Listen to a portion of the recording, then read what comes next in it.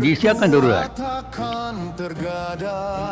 Ini juga saya rasa satu perkara yang memang dah dirancang oleh British yang boleh menimbulkan soal perpecahan antara kaum. Sebab kerana pada tahun 47 adanya gabungan gerakan rakyat negara kita ini. Dia tidak lagi pendeknya soal perkauman tak timbul ketika itu. British dapat memecahkan tentang perpaduan rakyat tu. Orang Melayu akan dimomokkan bahawa darurat ini dibuat kerana menyelamatkan orang Melayu daripada dijajah, daripada negeri kita ini diambil oleh bangsa lain. Inilah di antara momok-momok yang dibuat oleh British yang digunakan oleh pemerintah yang berkuasa ketika itu untuk memecah belahkan perpaduan rakyat.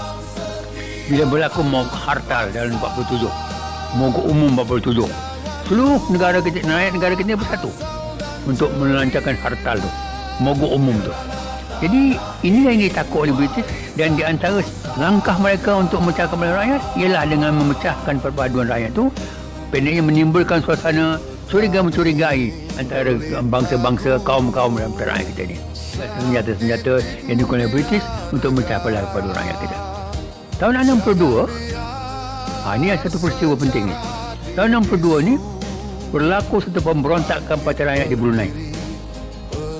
Itu pada 8 Disember tahun 62 kata saya, meletup pemberontakan Brunei yang dipimpin oleh Parti Rakyat untuk membebaskan bukan saja Brunei tapi juga seluruh Kalimantan Utara tu, termasuk Sabah dan Sarawak ketika itu.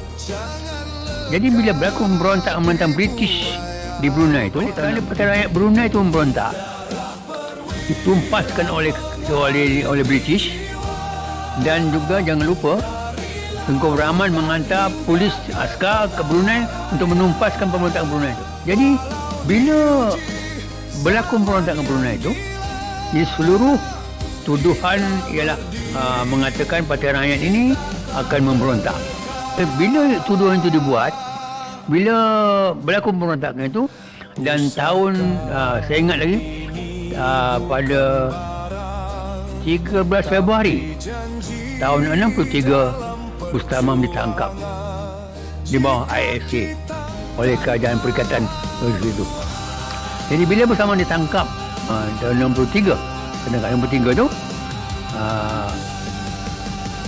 memanglah bila bersama ditangkap, Peran Sosialis ni, tabung Parti Rakyat Parti Buruh mulalah tidak terkawal, dan Parti Rakyat pun yang ketika itu dimulai dimomokkan, dan mulai itu mulalah pengaruh Parti Rakyat agak merosot sikit kerana pimpinan ditangkap dan dituduh sebagai orang yang akan menimbulkan huru-hara dalam negara kita ini.